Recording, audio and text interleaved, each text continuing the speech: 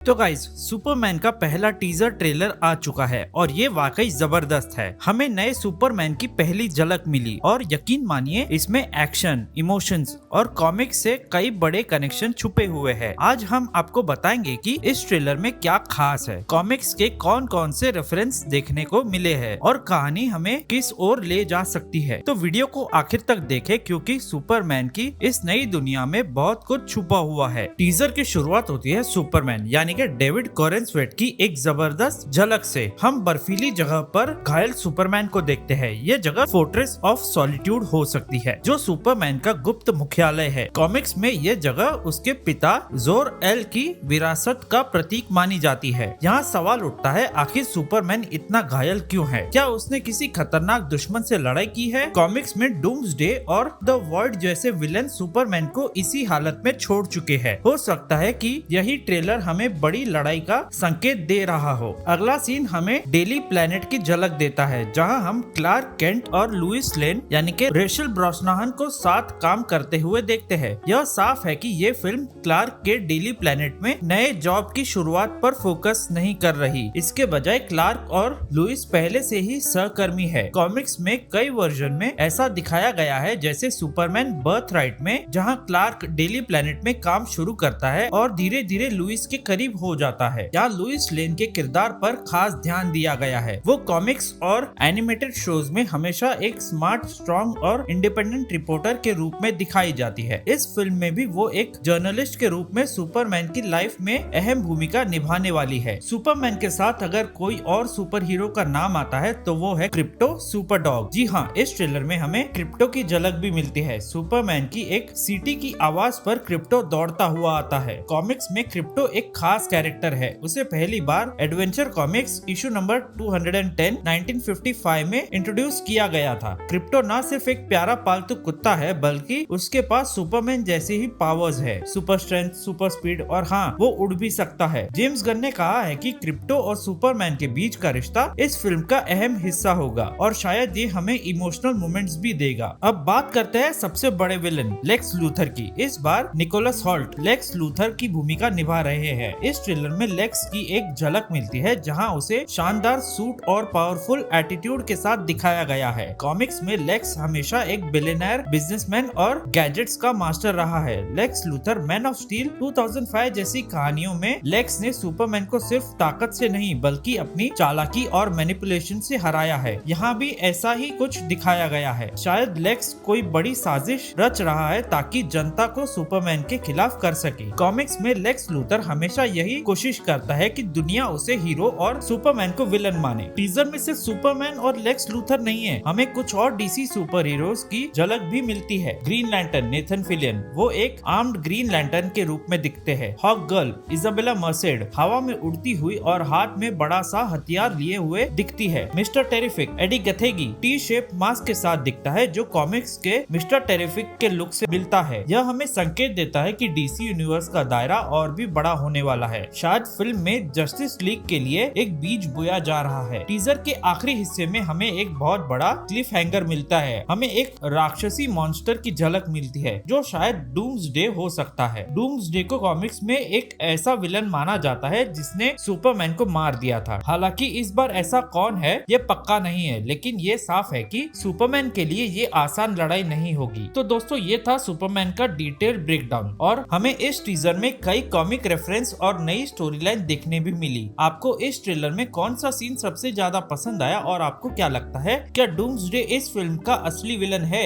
अपनी राय हमें कमेंट्स में बताएं और अगर आपको ये वीडियो पसंद आया तो लाइक और सब्सक्राइब करना ना भूले। हम मिलेंगे अगले ब्रेकडाउन में। लाइक करें और सब्सक्राइब करें, अगला ब्रेकडाउन जल्दी आ रहा है।